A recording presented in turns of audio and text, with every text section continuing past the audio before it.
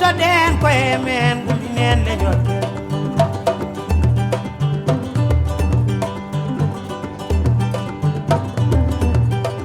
demgal men wona saray men dagu meden jangen janginen nafoore ma ar agoyaji ndilli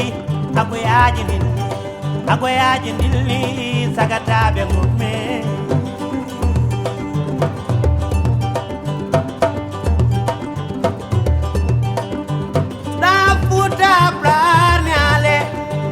Somalia Mali Prarniale Bene Agine Prarniale Cameroon Gambia Prarniale Egypte Ethiopia Prarniale Nigeria Niger Prarniale Karenganden inen boko njidi yumma Bimi bime mami kame njidi baba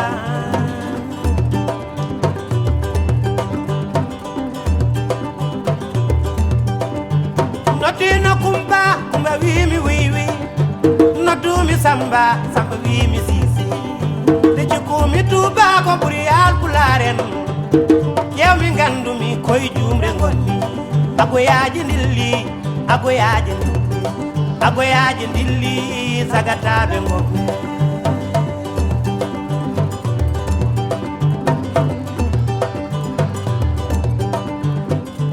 Baden kini woni ne dogoto no bawden ummorade ken Sénégal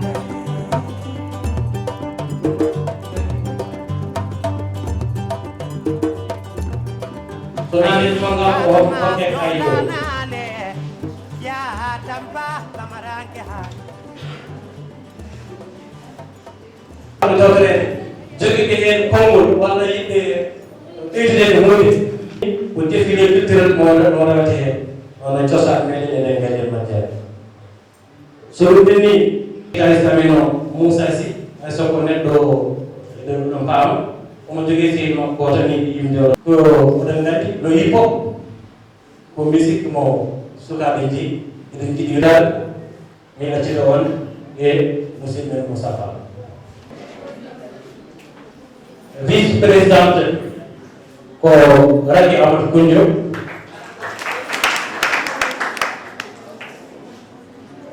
secrétaire général ko Hamid Touré adjoint makko secrétaire général ko Aissata Mohamed Aw trésorier ko Mohamed Kane Mohamed Mahmoud Kane ɗum ɗo président ɗon kadi adjoint makko ko Souleymane Ismaïla Wade commissaire au compte ko Mamadou Abouba chargé de la communication ko Ousmane Kane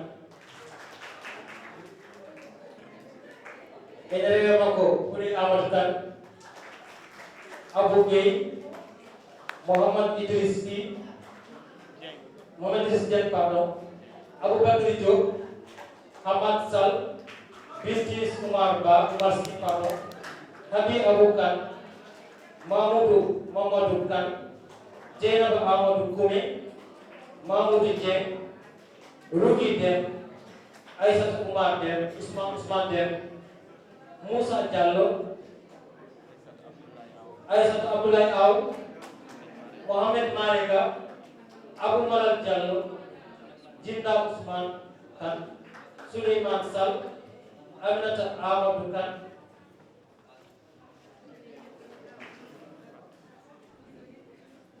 Boulay Amadou Kane Aïssata Abou Kane Ousmane Ba Diboroba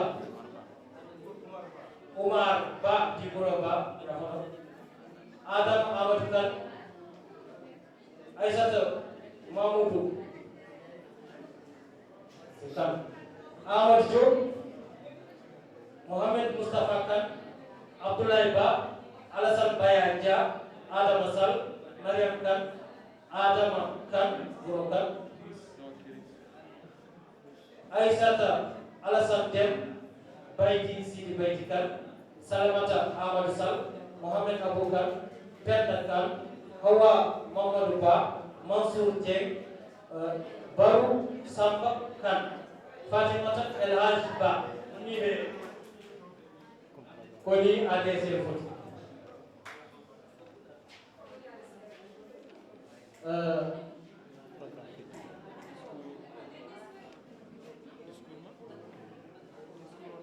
Bandiraɓe, président men président association Amadou Abdoulaye Diop en dokar Mongol waɗa discours d'ouverture. Avoir effectué ce déplacement dans le cadre de notre journée culturelle. Donc, dans sa volonté d'œuvrer pour le développement,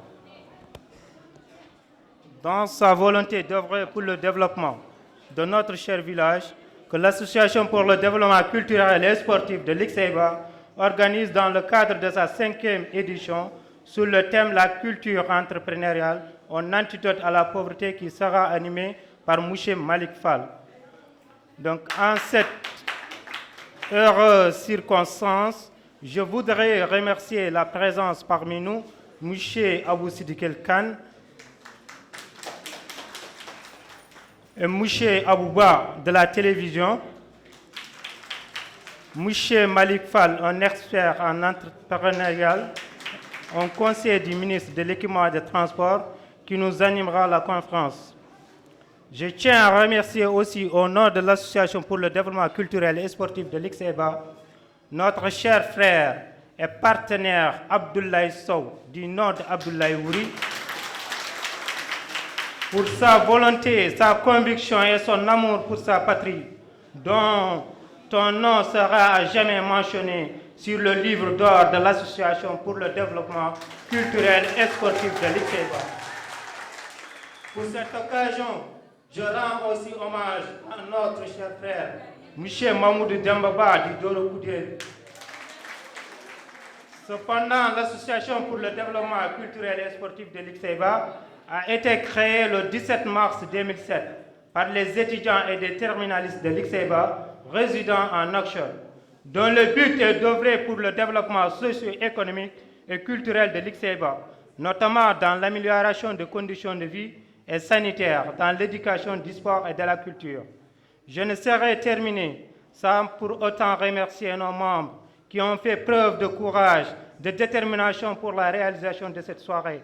Nos membres qui sont à l'étranger, France, Sénégal, Maroc, Tunisie, et ceux qui sont à l'intérieur du pays, Rosso, Nouadhibou, et ceux qui sont, et plus particulièrement la nouvelle cellule de l'ADCSL, l'Association pour le développement culturel et sportif de l'Ixeba de Kéhédi, qui a été créée au cours de cette année. Sachez que nous sommes honorés, que notre village a besoin de vos compétences. Je déclare l'ouverture de la journée et vous remercie de votre aimable attention.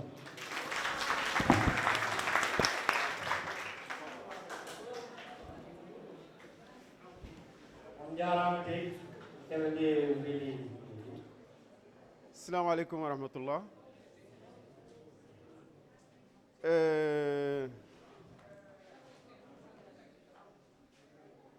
Je m'appelle Malik Fall. Comme il l'a dit, je suis apprenti expert en entrepreneuriat. Je suis depuis quelques mois conseiller technique du ministre de l'Équipement et des Transports. Je suis chargé des infrastructures. Je suis un villageois. Je viens du village de Tungen, qui est à côté de Rosso, à quelques kilomètres à l'est de Rosso. En général, quand on organise des conférences de ce genre, il y a un expert qui est devant, qui expose, et après les gens posent des questions. Moi, je vais faire autrement. On va essayer de nous amuser en apprenant des choses. On va tenter de faire participer tout le monde pour qu'au sortir de cette conférence, que vous puissiez comprendre au moins ce qu'est la culture entrepreneuriale. Parce que nous sommes dans un monde extrêmement difficile. Il y a beaucoup de chômage. Il y a beaucoup de difficultés quotidiennes liées à l'économie et au social. Donc il est extrêmement important que nous soyons préparés pour nous lancer en entrepreneuriat. C'est devenu la mode. Alors, pour commencer, j'ai besoin de 3 volontaires qui souhaitent être des entrepreneurs. une fille et 2 garçons. J'ai besoin de 3 volontaires. Est-ce que vous voulez devenir des entrepreneurs? Qui veut devenir entrepreneur? Est-ce que vous savez qu'est-ce que c'est qu'un entrepreneur? Qui veut devenir entrepreneur parmi vous? Est-ce qu'il y a quelqu'un qui veut devenir entrepreneur? Toi, tu viens. Tu viens. Tu veux devenir entrepreneur? Tu viens. J'ai besoin d'un autre volontaire. Venez, monsieur. Alors, vous allez juger vous-même. Venez. On va essayer d'aller vite parce que le programme est assez fourni. Alors, rappelez-moi votre nom. Aboukan. Aboukan. Et vous? Mariam? Voilà. Je pose une question. Pourquoi voulez-vous devenir des entrepreneurs? On commence par Mariam. Je veux devenir entrepreneur Une seule réponse. pour participer à la vie sociale de... Pour participer à la vie sociale. Ok. Retenez bien la réponse de Mariam. C'est pour participer à la vie sociale. Pour lutter contre la pauvreté. Pour lutter contre la pauvreté. Mais comment?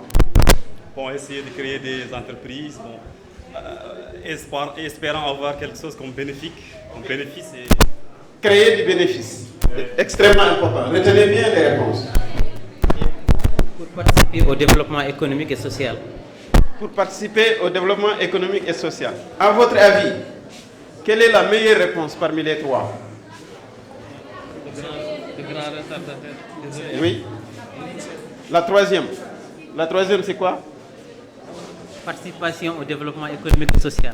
Participation au développement social et social. Qu'est-ce qu'il y a? Est-ce que vous avez une autre appréciation par rapport aux 3 réponses? Oui. C'est quoi? Créer des bénéfices. Est-ce qu'il y a une autre appréciation parmi les 3 réponses? Ok. Vous pouvez regagner vos places. Je vais vous dire une bonne chose. Je vais vous dire une bonne chose. On ne crée pas une entreprise pour faire du social. La première vocation d'une entreprise, c'est de créer de l'argent, c'est de faire du revenu. C'est ça la première vocation. Vous pouvez penser au social après. Si vous avez suffisamment de ressources dans votre entreprise, vous pouvez faire du social. Mais quelqu'un qui dit que je vais créer mon entreprise pour faire du social, il est un mauvais entrepreneur. Quelqu'un qui pense que sa première vocation, c'est effectivement de participer au développement socio-économique, mais c'est très vague. La vocation première d'une entreprise, c'est de créer, c'est de faire du revenu, de faire du bénéfice, de créer de l'argent. Si vous ne mettez pas ça dans votre tête, dans votre esprit, soyez sûr que vous ne ferez pas un bon entrepreneur. Ok, s'il vous plaît. On est ensemble là?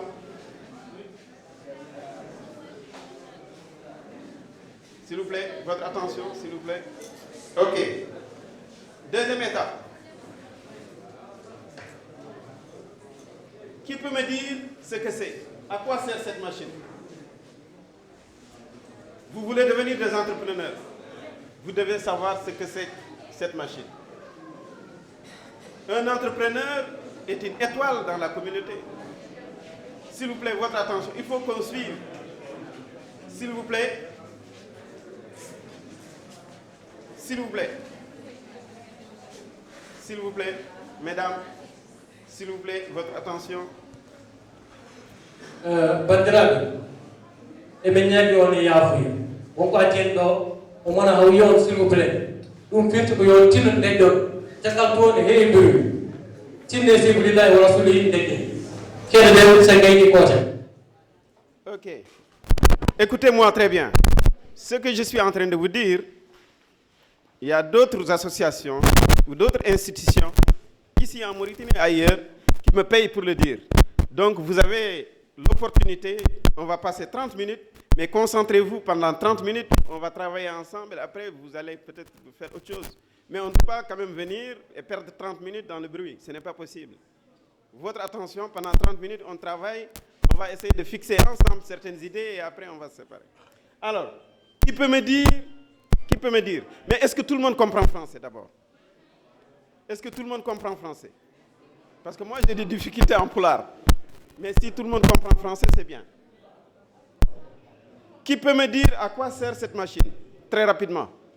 C'est quoi cette machine? Qui a une idée? Qui a une idée? Oui. C'est une chaise électrique. Qui a une autre idée? Une autre idée? Est-ce qu'il y a une autre idée? Aucune. Vous n'avez jamais vu cette machine? Oui. Qui? Une machine génératrice d'idées. Qui a mieux? Est-ce qu'il y a une autre idée? Écoutez, ça, c'est une machine qui sert à remonter le temps. Ça veut dire quoi? Vous, en tant que futur entrepreneur, vous devez avoir suffisamment de vision pour prévenir l'avenir. Vous devez vous projeter. Les jeunes que vous êtes aujourd'hui, vous pouvez vous projeter sur 2030. Qu'est-ce que vous souhaitez être en 2030? Supposez que vous êtes en 2030. Est-ce qu'en 2030, vous souhaitez être là, en train de suivre des exposés sur l'entrepreneuriat? Non. En 2030, quel genre de personne voulez-vous être? Est-ce que vous voulez être quelqu'un qui sillonne les rues de Nouakchott pour demander de l'aumône? Ok. Est-ce que vous voulez être quelqu'un qui a un emploi précaire? Aujourd'hui, il travaille, demain, il ne travaille pas, il vit dans la précarité. Ce n'est pas ce que vous voulez. Mais réfléchissez à ce que vous voulez devenir en 2030. Qui voulez-vous être en 2030? Vous pouvez le penser maintenant. Qui? Cette machine nous transporte tous. Nous transporte de 2015 à 2030. Nous sommes en 2030. Nous sommes en 2030. Les jeunes entrepreneurs en 2015 qui voulaient créer leur entreprise sont aujourd'hui en 2030. On va voir ce qu'ils ont fait. Qu'est-ce que vous êtes? Qu'est-ce que vous êtes devenu en 2030? Est-ce que vous êtes l'entrepreneur qui réussit, qui a son business, qui a ses activités partout? Ou est-ce que vous êtes toujours en train de chercher à comprendre ce qu'est l'entrepreneur? Vous aurez perdu 15 ans de votre vie. Simplement pour vous dire que l'entrepreneur est quelqu'un de proactif. La proactivité, c'est que en 2015, nous réfléchissons sur ce que nous voulons devenir en 2018, en 2020, en 2030. Inch'Allah, nous réfléchissons et nous agissons, nous bougeons aujourd'hui pour que ce que nous souhaitons devenir puisse devenir réalité. C'est ça la proactivité. Jeune entrepreneur que vous voulez être, vous devez être assez outillé, suffisamment doté de vision pour réfléchir sur ce que vous voulez devenir en 2020, 2025, 2030. L'entrepreneur, c'est quelqu'un qui a de la vision. Si vous n'avez pas de vision entrepreneuriale, ce n'est pas la peine de perdre votre temps. La vision, c'est important pour un jeune entrepreneur. Mais la vision seule ne suffit pas. Qui peut réussir en entrepreneuriat? Est-ce que tout le monde peut réussir en entrepreneuriat? Nous sommes réunis ici aujourd'hui pour parler de culture entrepreneuriale comme antidote à la pauvreté. Il faut d'ailleurs qu'on revienne un peu en arrière. Est-ce que tout le monde sait ce qu'est un antidote? Antidote, c'est quoi pour vous? C'est un médicament. Créer une entreprise est un médicament contre la pauvreté. Mais un médicament, il y a des notices d'utilisation. Il y a une posologie. Quand tu prends trop, tu risques de tomber malade même. Donc, ce que nous sommes en train de faire maintenant, ce que nous sommes en train de vous dire, constitue votre notice si vous voulez réussir en entrepreneuriat. Mais qui peut réussir? J'ai parlé tout à l'heure de vision. Si vous n'avez pas de vision, vous n'avez pas votre place en entrepreneuriat. Ça ne suffit pas.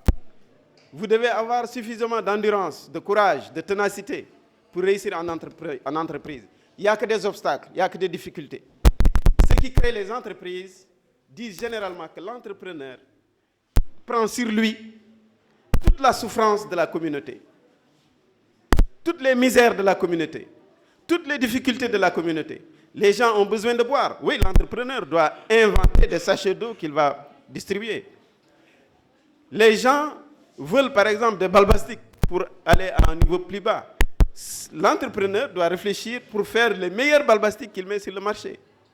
Les gens, quand ils vont au marché, ils veulent trouver du poisson frais. L'entrepreneur doit se réveiller à 5 h du matin, aller à la plage, chercher le poisson pour trouver la solution à ceux qui veulent du poisson. L'entrepreneur doit satisfaire aux besoins des gens qui veulent du lait. Donc l'entrepreneur prend sur lui toutes les souffrances et tous les besoins de la communauté. Donc c'est quelqu'un qui doit être solide. S'il n'a pas cette solidité, il n'a pas sa place en entrepreneuriat. Donc si vous voulez devenir des entrepreneurs, ayez la vision, mais ayez le courage, la ténacité de franchir les obstacles qui vont se dresser certainement devant vous. Donc l'entrepreneur, c'est celui qui a la patience, qui a la vision, qui est tenace, mais surtout qui a les outils de l'entreprise. Et les outils, on va les voir tout à l'heure. Vous savez, en entrepreneuriat, il y a beaucoup de penseurs.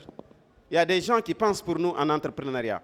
Parmi ces gens, il y a un Canadien qui s'appelle Arthur Fortin et qui a donné 10 règles. Il y a 10 vérités en entrepreneuriat. D'abord, pour être entrepreneur, il faut être leader dans sa communauté. Vous, à l'Exceba, j'estime que vous êtes tous des leaders. Vous êtes tous des jeunes leaders. Pourquoi? Parce que vous avez senti que dans votre communauté, il y a un besoin d'appui, il y a un besoin d'organisation pour le développement économique de votre localité. Et vous avez décidé de vous organiser pour faire face à ces défis. Donc vous êtes des leaders. Vous donc pouvez être de bons entrepreneurs. Vous êtes sur la bonne voie. Arthur dit donc que le développement passe par les leaders locaux. Le développement passe par votre association ou par d'autres associations de votre localité qui constituent, n'est-ce pas, les associations des leaders locaux. Deuxième chose, qui crée l'entreprise? Pour créer une entreprise, il faut être un entrepreneur. Donc, un entrepreneur est un cadeau pour sa communauté. Tout le monde n'est pas entrepreneur. Vous êtes des cadeaux. Ceux qui veulent créer des entreprises, vous constituez des cadeaux pour l'Exceba, vous constituez des cadeaux pour la région du Gorgol et pour la Mauritanie tout entière. Parce que l'entrepreneur, vous avez de l'argent. Je vous donne un exemple. Pourquoi vous êtes des cadeaux pour la communauté? Vous avez par exemple 100 000. Deux solutions.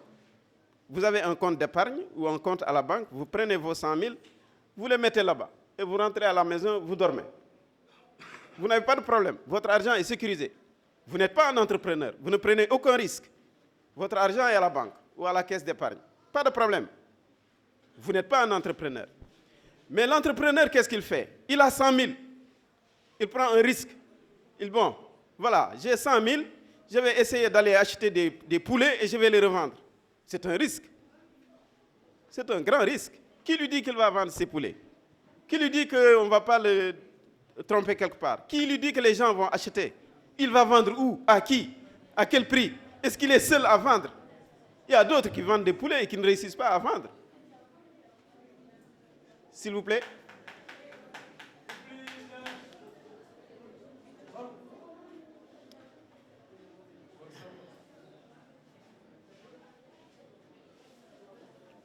S'il vous plaît. S'il vous plaît. On est ensemble là? S'il vous plaît. OK. S'il vous plaît.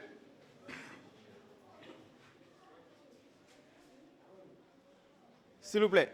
Alors, donc, l'entrepreneur est un cadeau pour sa communauté. Pourquoi? Parce que simplement, il prend le risque d'investir son argent sur des choses incertaines. Mais nous allons voir comment l'entrepreneur va faire pour maîtriser les risques. C'est aussi ça, un entrepreneur. Quelqu'un qui est autonome, qui vole de ses propres ailes, mais qui connaît les risques et qui les maîtrise. Nous allons voir comment l'entrepreneur maîtrise ses risques, si le temps le permet. Mais je rappelle simplement que cette conférence est une introduction, est une simple introduction à la culture entrepreneuriale, parce qu'elle est beaucoup plus large que ça. Alors, ensuite, L'entrepreneur est le fruit de son milieu. Si vous êtes dans un milieu où les gens ne savent pas ce que c'est que l'entrepreneuriat, vous êtes dans un milieu où vos parents, vos familles n'encouragent pas l'entrepreneuriat. Vous voulez vous lancer en business, on vous dit que vous êtes un chop-chop-man. Ça n'encourage pas l'entrepreneuriat. Donc l'environnement, c'est l'environnement qui encourage l'entrepreneuriat. Donc l'entrepreneur est un fruit de son milieu. Est-ce qu'on est entrepreneur?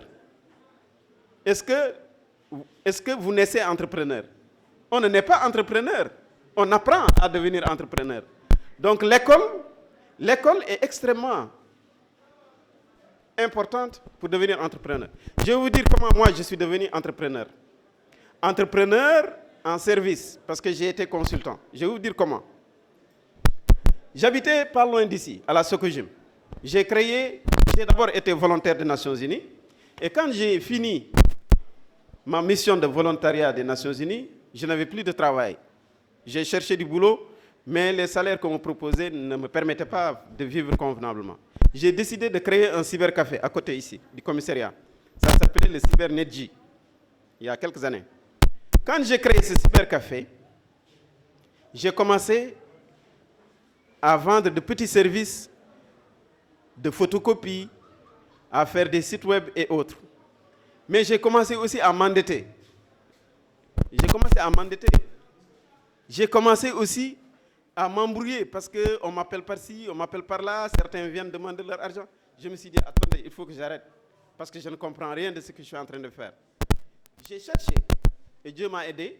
J'ai cherché et j'ai trouvé une bourse de la francophonie, de l'Agence universelle de la francophonie, et je suis parti à l'océan Indien, à l'île Maurice.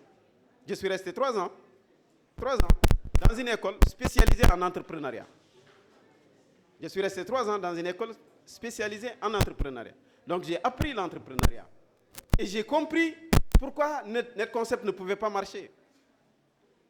NetConcept ne pouvait pas marcher parce que l'idée n'était pas très claire, la vision n'était pas claire, et je n'avais pas compris qu'un entrepreneur, son seul capital, c'est d'abord son engagement. Quand vous vous engagez avec quelqu'un, même si l'entreprise doit fermer, vous devez respecter votre engagement. Donc, simplement pour dire que l'école vous aide à devenir des entrepreneurs. Ensuite, dans notre environnement, il y a un potentiel entrepreneurial important. Heureusement. On va aller vite. La culture entrepreneuriale, s'il vous plaît, la culture entrepreneuriale est un outil pour tout le monde, mais particulièrement pour les gens pauvres.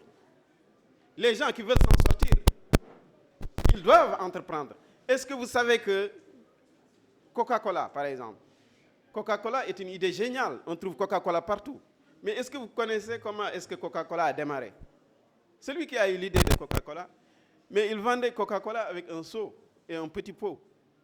Tu veux un petit pot de coca, tu donnes $5, on te donne un pot, tu bois, comme les vendeurs de café Touba là. Mais c'est une idée géniale, bien maîtrisée, qui a abouti à ce que vous voyez maintenant. Toutes les grandes firmes que vous voyez, Samsung, Coca-Cola, ou même les McDo ou autres, ont commencé par de petites idées entrepreneuriales. Donc l'entreprise ou l'entrepreneuriat crée la richesse. Ce n'est pas la fonction publique qui va vous donner de l'argent. Surtout dans nos pays. La fonction publique n'a rien. Ce sont les entreprises et les entrepreneurs qui créent la richesse du monde. Si vous voulez sortir de la misère et de la pauvreté, vous devez vous lancer en entrepreneuriat. Sinon, c'est tant pis pour vous et c'est foutu. Vous n'allez jamais sortir de la misère et de la pauvreté. C'est l'entrepreneuriat qui crée la richesse. C'est l'entrepreneuriat qui aide à sortir de la pauvreté et de la misère. Maintenant, on va toujours entreprendre. Parce que les humains, nous autres êtres humains, nous avons assez d'intelligence et assez de besoins. On a tout le temps besoin de quelque chose. Donc nous devons tout le temps avoir une idée quelque part qui va permettre de satisfaire à tel ou tel autre besoin. Ça ne finit jamais. On va toujours créer des entreprises. Donc, je vais passer à l'étape suivante. Maintenant, un exercice. Je vais voir si vous pouvez devenir des entrepreneurs ou non. Je vais voir. S'il vous plaît, votre attention. Je vais voir qui peut devenir entrepreneur. Est-ce que vous avez 9 points ici? 9 points. Est-ce que quelqu'un peut relier? Est-ce que vous pouvez relier ces 9 points? S'il vous plaît. Est-ce que quelqu'un peut relier ces 9 points avec 4 traits? 4 traits, sans lever la main, sans lever le stylo. Oui. La question est de relier ces 9 points avec seulement 4 traits, 4 lignes droites, sans lever la main. Oui. Tu fais ça sur un bout de papier? Tu fais ça sur un bout de papier? Est-ce que quelqu'un peut faire ça? On va relier ces 9 points avec seulement 4 lignes, et on ne lève pas le stylo. Est-ce que quelqu'un peut faire ça? Je vais voir s'il y a un entrepreneur dans la salle. Un futur entrepreneur. Des propositions? Faites ça sur un bout de papier, donnez-moi, je vais voir. On va essayer d'aller vite. Tu n'as pas de bout de papier. Vas-y, fais ça, on va voir. Non, on ne lève pas le stylo. On ne lève pas le stylo. Si tu lèves le stylo, tu perds. Non, c'est pas ça. On ne lève pas le stylo. Oui, tu fais ça sur un bout de papier. Oui, vas-y. Tu montres juste. On va voir. Suivez. Oui. Non. On relie tous les 9 points, avec 4 traits, et on ne lève pas le stylo. Qui peut faire ça? Oui. Je vois votre proposition. Oui, je vois. Oui, venez. Votre attention, s'il vous plaît. On va prendre une dernière proposition, oui. Suivez, s'il vous plaît. Ok, vas-y. Oui, allez-y. On prend un dernier, on va essayer de passer à la solution. Attention, s'il vous plaît. Ok, suivez. S'il vous plaît. L'entrepreneur, votre attention, s'il vous plaît. Si vous voulez devenir des entrepreneurs, vous devez observer très bien votre environnement. Si vous voulez devenir des entrepreneurs, vous devez avoir vos yeux, mais vous devez avoir d'autres encore, derrière, devant, partout. Vous devez être attentionné, faire très attention. Si vous voulez devenir des entrepreneurs, si vous voulez sortir de la pauvreté, vous devez prendre le temps de voir, d'observer, de regarder, de vous déconditionner. Rien ne vous lie. Ici, ce qu'il faut comprendre ici, c'est que vous ne devez pas vous arrêter seulement aux 9 points. Mais une ligne droite, c'est quoi? Par définition, une ligne droite, c'est un nombre de points illimité. Illimité. Alors, ces 9 points-là, c'est quoi? Ces 9 points font partie des lignes illimitées. Donc, pourquoi vous commencez là alors que ce n'est pas le début de la ligne? La ligne continue. Mais ça vient ici, ça continue aussi. N'est-ce pas? Alors, pour résoudre ce problème, il faut d'abord que vous vous déconditionnez. Il ne faut pas qu'on vous fixe sur des choses. Refusez ça. Ne refusez. Il faut tout le temps, en tant qu'intellectuel, en tant que jeune averti, essayer de sortir des cadres qu'on vous fixe. Sortez des cadres et réfléchissez au-delà des cadres. Ici, ce qu'il faut comprendre, c'est que quand vous faites ça, je prends ma ligne. La question que je m'en poser, c'est est-ce que votre idée est une opportunité d'affaires?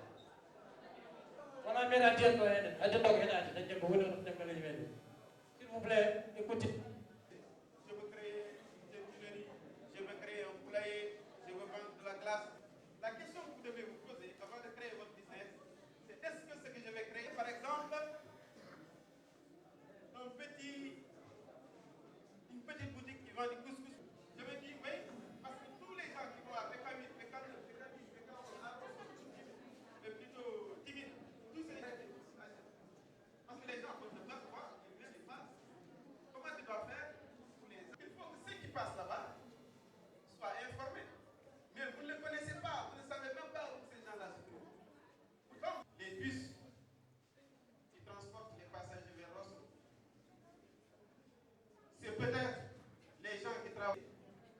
c'est peut-être les fonctionnaires qui tardent dans leur bureau et qui rentrent le soir chez eux.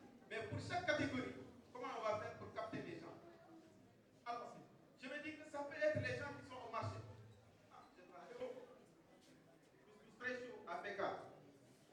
Si vous ciblez, par exemple, les fédérations de transport ou les transporteurs, vous devez arrêter de vous arrêter si vous allez.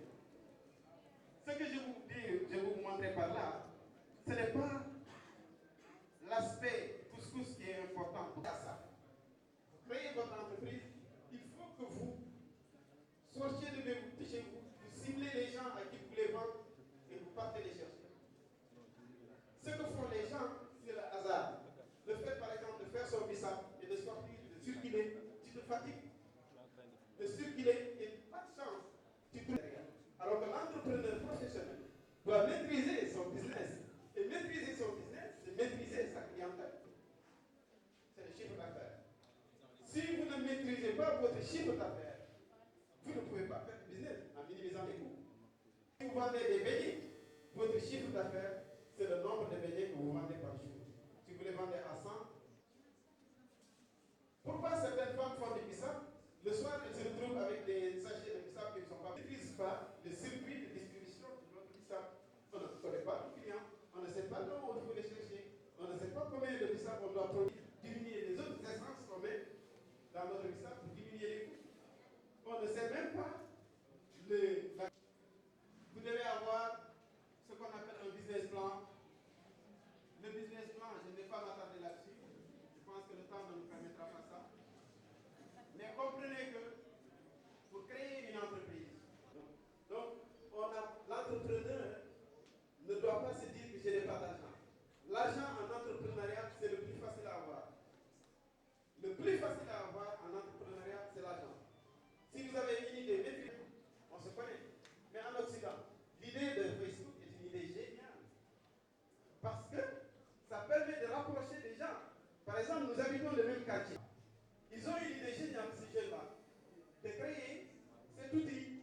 Les gens qui comprennent ce que c'est que l'entrepreneuriat, ils n'ont pas hésité à mettre un premier $100 000 pour leur permettre de décoller.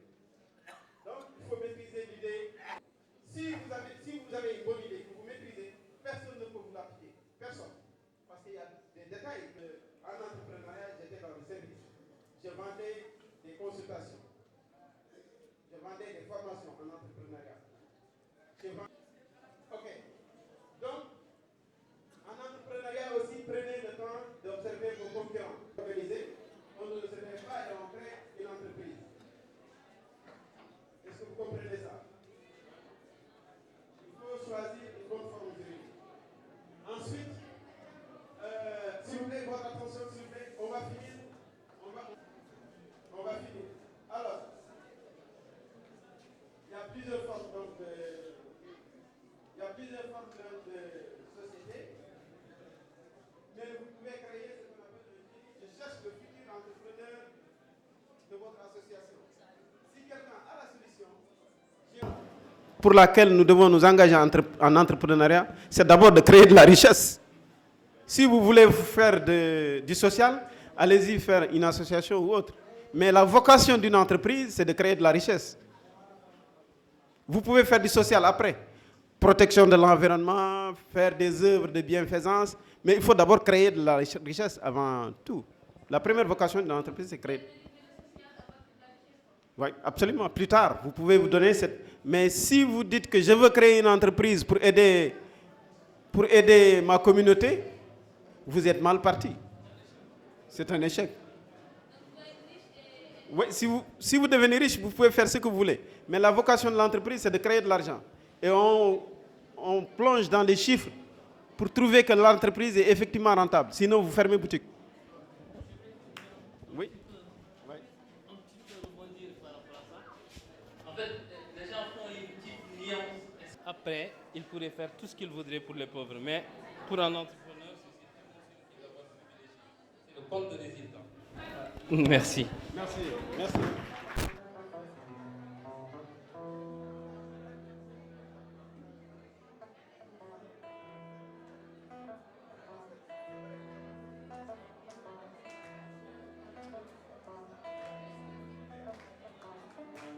Allahu Akbar.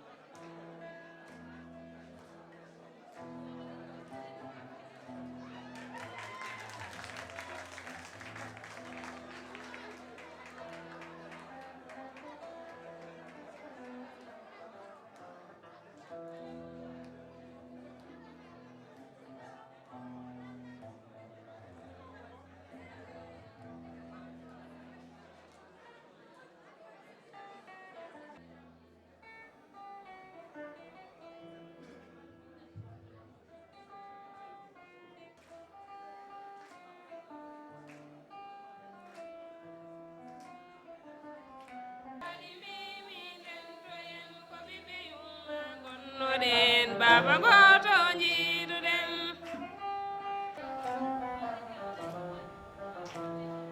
ligi sey basare to jiiduɗen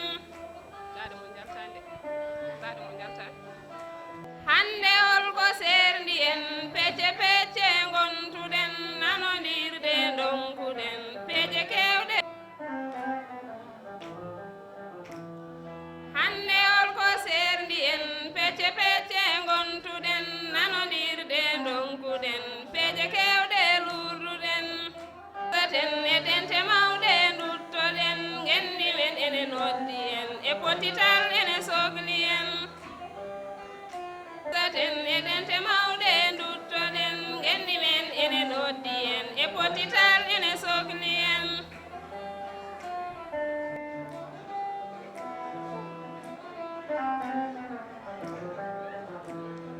ligoɗen hande men nafta jango ɓesgu men jango en janginen pinen pindinen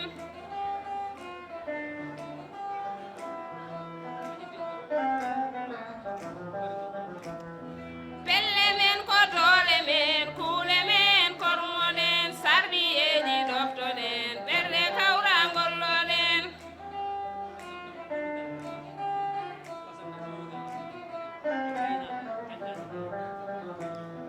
pelle men ko dole men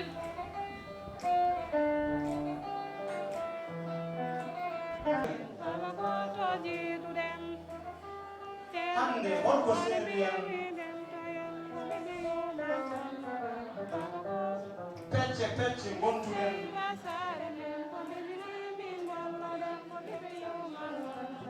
nanodirde donkuɗen peeje kewɗe lurduɗen yonti koye nde linsaten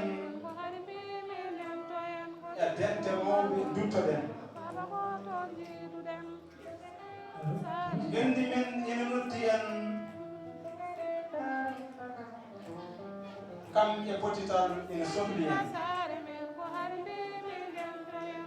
liggoɗen hande men ina nafta janggo ɓesgu men pelle men ko doole men kuulo men kormoɗen sarɗiyeji ɗoftoɗen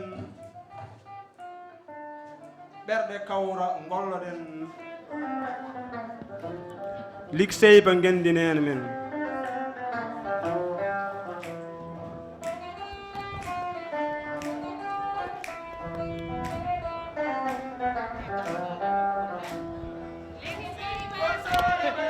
Nimbi ko ɓiɓe yumma gonnoɗen hande holko serdi men nanodirde donkuɗen yontinde nimseten gendi men ene noddi men likkuɗen hande men jango en janginen pelle men ko dole men sarɗiyeji ɗoftoɗen ligsey bangare men ko ɓiɓe yumma gonnoɗen ligsey basare men ko ɓiɓe yumma gonnoɗen baba goto jiiduɗen ligisey basare men ko ɓiɓe yumma gonnoɗen ligisey basare men ko ɓiɓe yumma gonnoɗen ligisey basare men ko ɓiɓe yumma gonnoɗen hande ko serdi en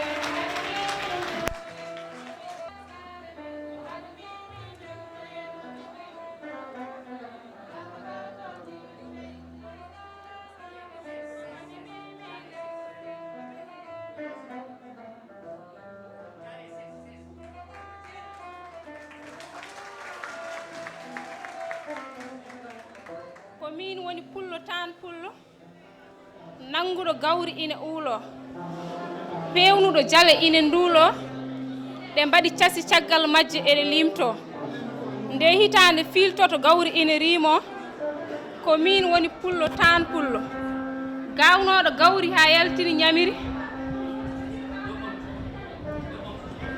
je raconte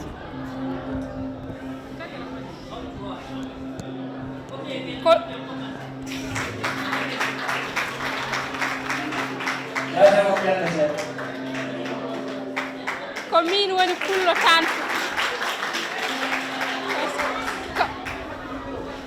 ko min woni pullo tan pullo nanguɗo gawri ina uulo pewnuɗo jale ina nduulo ɗe mbaɗi casi caggal majje eɗe limto nde hitande filtoto gawri ina riimo min woni pullo tan pullo gawnoɗo gawri ha yaltini ñamiri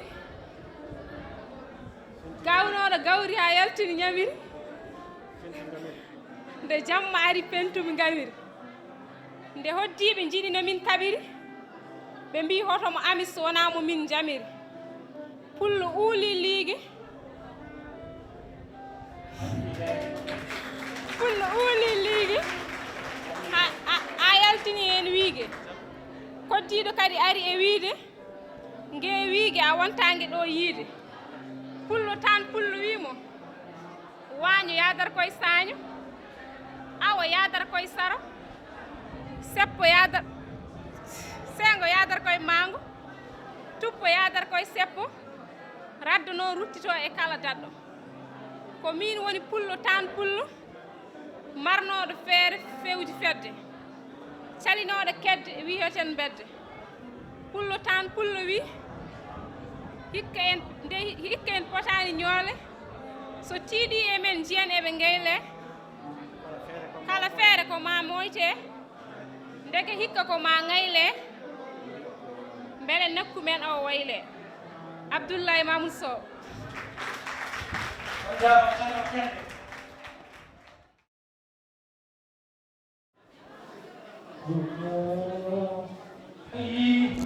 e Binta an kam mbiɗa hamma luftat toujours maro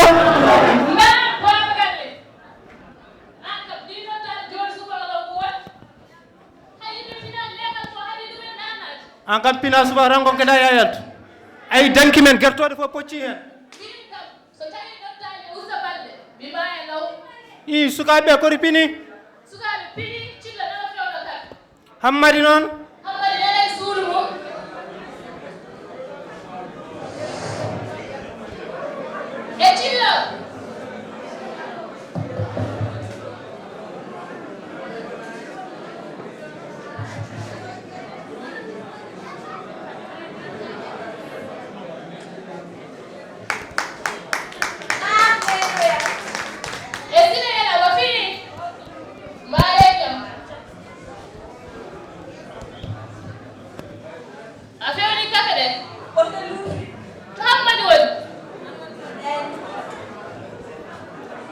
nene koɗa fini hammadi mawno koɗa fini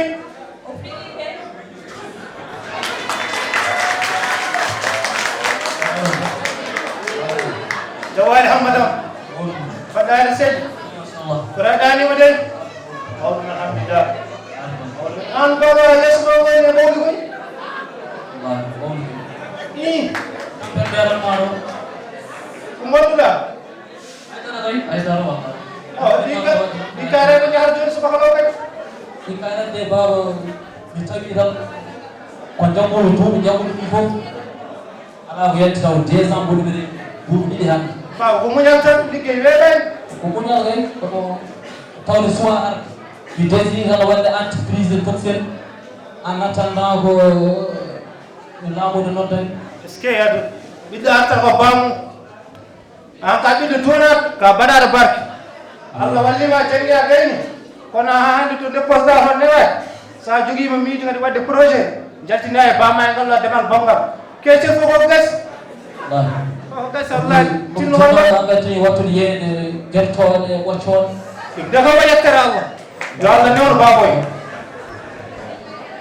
subhanallah hammadi wonɗen min cikkanno yumti miijo kono ande hay ɓuri coftaɗo ɓuri miijo ma anen wayno holla neɗɗo miijoto jangde jannguɗa nde ala ko miijoto wadde sona projet yeeyde guertoɗe kono jamde hayno suwara o jaltude toon no waywade fof min jinɗo ko liggoɗa e entreprise aji gonɗi ɗo ɗi ko ɗum ɗan jiminen kon suwa nawade ko mbiɗa ko mi yadani hen hande mi yadani hen jam salamu aleykum artir jangare ma anani o kuma gonɗo o waɗani o itteɗeɗeɗo caɗele jabbere mi yahaani e nokku kono min mi yiɗa barki mbiya ummo e yeyde guertoɗe an nen ɗacco liggo ay ɗum ɗo ɓuri jonde kam ɓuri wujjidwade fent haare makko nandi miijoji salamu aleykum hammadam sa yi yo walla taw mi waɗi hen pro mi tunɗa fo mi wi aɗa mboɗo yaara giɗam mpes jiyayaɗa sukaɓe wiɗɗeni ma an jiɗɗa ammadam koye wano mani nde tawno an a janngani biye janngani ba hay abc a ɓeeɗa ɗiɗi ɗum woni ko aɗa banani ɗum ko mborƴitiika gallam ko min dirisa ɗum anani hokku ɓingelam liggo certane e ɗeɗo caɗele wano hakkille woni ko miijani goɗon min mi heɗanako ɗon eɗo payko kabbuɗe manan tan ɓeynena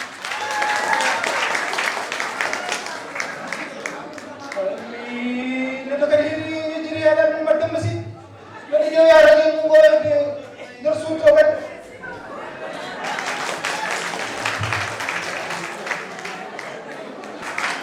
Allah woni yimɓe koy mo ala Allah e nelaɗo haɓe yekam ɗum koy yimɓe o gone kala haɓi e haɓi Allah boɗɗi ɓe a kala ɗakkana ɓoro an kam ha yimɓe pina tata ko mba ko jam ko jam kadi ko gonɗon hanan haɓi ko gonɗoɗa konomo ko nder ni goɗɗan an sa arti suba lawran gulali ma kala yimminani ko Ousmane woni Ousmane suwa umade nana nder ram goni Ousmane kam kadi ɗon ɗakkore son ɓañama ko ɗani Ousmane ko ɗani suwa finde o mbaɗa waɗi koye Ousmane ɗaɗo mo fena jam Ousmane Yep. saɓe tawi mo ronde maade ronde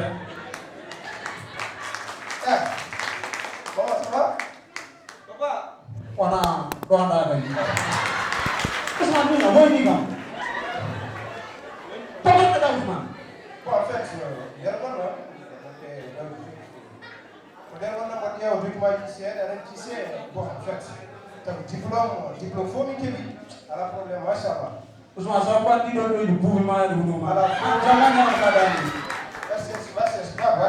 mamadou quoi kalden sen kaldi jama en nandir kande kalduɗen mo en nandir wonno ko jangde mi jangi brevet diplôme bac licence master doctorat fo ari ko mawɗum alhamdulillah kono aɗa andi ko Mauritanie ten eɗen déposa mboɗɗami ni ala for goppum sini men tadias en mcm en fof koko en kono en ɗamina tan ma moƴƴu baba ɗum tagi ñalawma jammaji mbanammi ko connectade seeɗe tout ça so fini mi dawa mi yewru yo sa jaɓɓino aran goppa ha min mbeɗa jogui miijo eyyi ara wallat jabboyde wor miijo min ko ndewɗa ɗo ko min tan peel pikku comme ça non jamais non non nga wor miijo ɗum nga wor Ousmane wonde min ɗiɗo kayitaji ɗi mbira yarawone mon ɗi ko bonni kokaɗa ko bonni baba galle ko mbiɗa ko mo wonnani ma hande mi wonnani ma jam Ousmane janggata gila ko fottere heccere ha hande aɗa le foti kalɗa hen anda ko renanda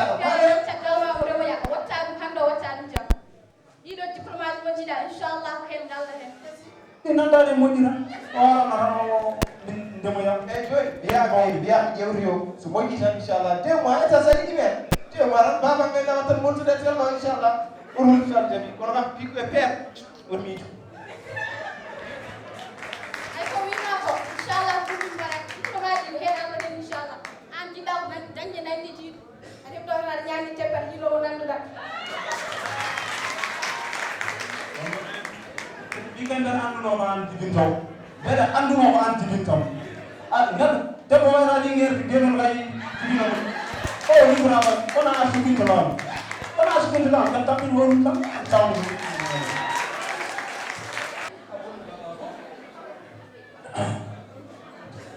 for ko wonde hajjat ko adi be don ngal en ko ne do udit tawdari ngal wona hajjat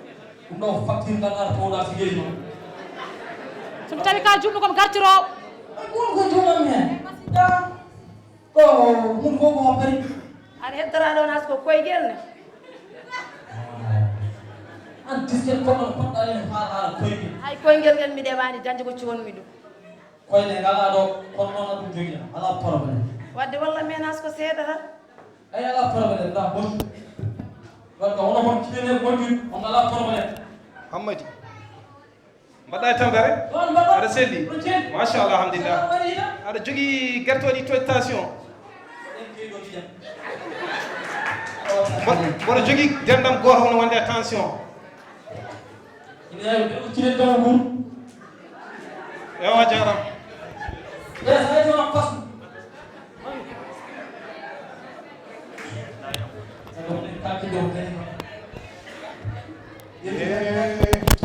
neɗɗo yaha remande hammadi ɗo kadi ƴeew tout le temps hammadi jeune hammadi bon ɓaɗi neɗɗo erti déppoji yep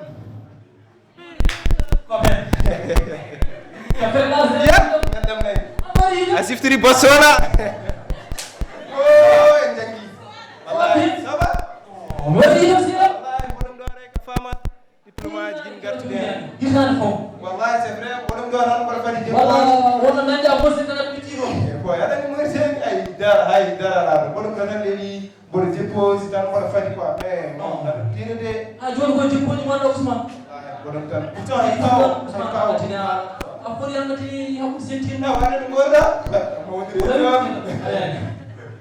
machallah avance guila ceftina wallahi c'est vrai mi tawi tan ɗiɗo dépose sa rewi hen haya firtata wonde woodi wallahi jamde a wonde Ousmane wallahi ne woodi hay pawon yemi haali ɗum wi on kadi ɓaadi ɓooyina ɗum minen ɓe vraiment kama yimɓe fiɗi wuudi la Wala gwa.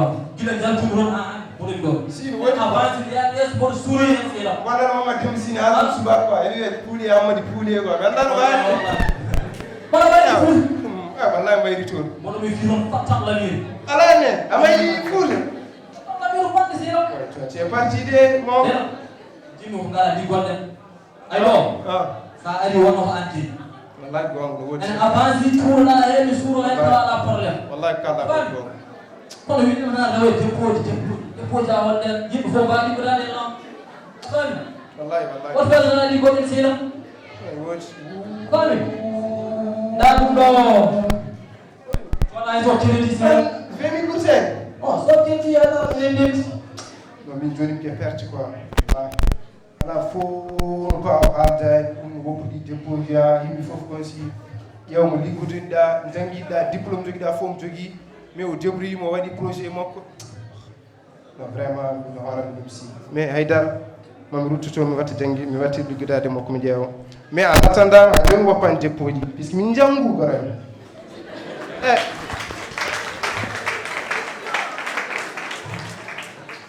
ide ilere kem nella wattati sordal hatti remi la basa ko ya woto wonew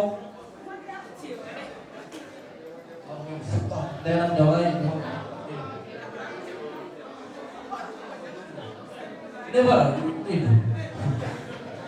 ya rabbil alamin Allah mangude heftima neddo hankande e sokna habi no mbaɗɗo wallahi ko mawɗum machallah to Ousmane woni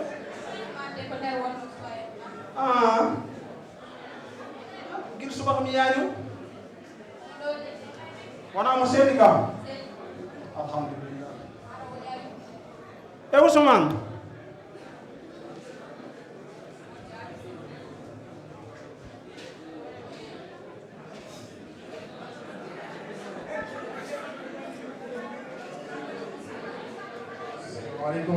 Maaleykum salam. Madame. Ousmane. Ada selli. Ne. Allahu akbar. Ousmane. Ko gonduɗa? Haydar. Ala ɓinguelam aɗa change ko gonduɗa ko musanma. Haydara o wayno taman joyde duuɗi. Haydara yeeso ma gon bawol gismaɗen gatta goy. Eyi maɓe haala padesa. Wati yawewe. Bon naam Ousmane am. Inchallah wallahi ko kalanɗa ko fof yiteram. Bon debbo mbiyanoɗaki woppude heɓɓutoma a nayi mboɗo nokki yiide kono wallahi ko faani ko gonga wallahi kono yahama aɗa jiɗirama manɓe fof ɓeeko maaɓe ko resɓe mboɗen ɗo tan mboɗo wiye debbo e diplôme aji wallahi mi fuɗɗima hankkandi min kay mi winoma tan cahen mbiɗa muɗen kono ɗo konngol mawɗo janggal kono walata ladde ko kon mi winoma tan ya ar ndew en neɓade joni a dañi nanguɗa eyyi joni mi yeyinade Hamady Kouleji onon mbiyata Hamady Kouleji ngam ɓen moom ko Hamady Dieng kalteɗe radio jo on tan on mi yeeyi mi jindiri liggey makko o wi kam yo mbaɗ ko jeeyi donc salamu aleykum ala jamma jog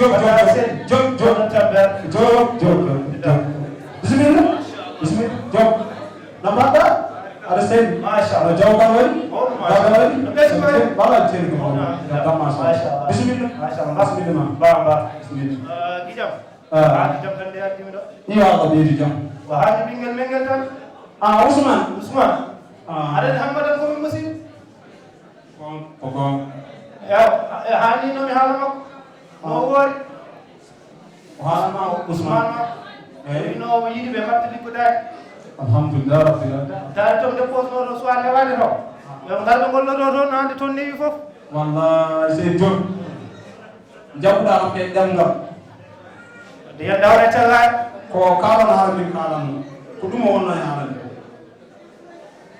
min noon mi ɓooyi wiidemo noon min kam min ɓuuri ɗo ɗikko wallahi bagoya gollade nde no moƴƴi ha may no way fof ɓuuri jonde mere bamay tan jiɗama ko jam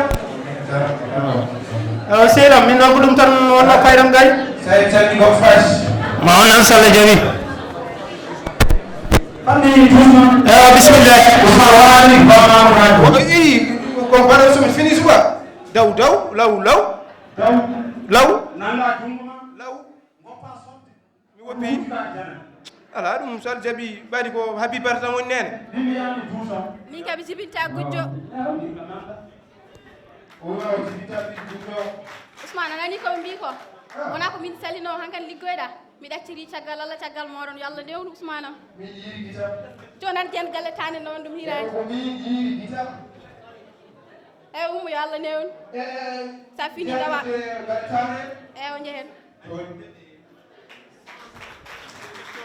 on ko résime ko juste a wawa wiide tan a janggi a heeɓi diplôme aji ma voilà jooɗoɗa aɗa fade état yimɓe fof mbawa liggodade état kadi diplôme janggaɗo o firtani tan mi janggi ko état liggotomi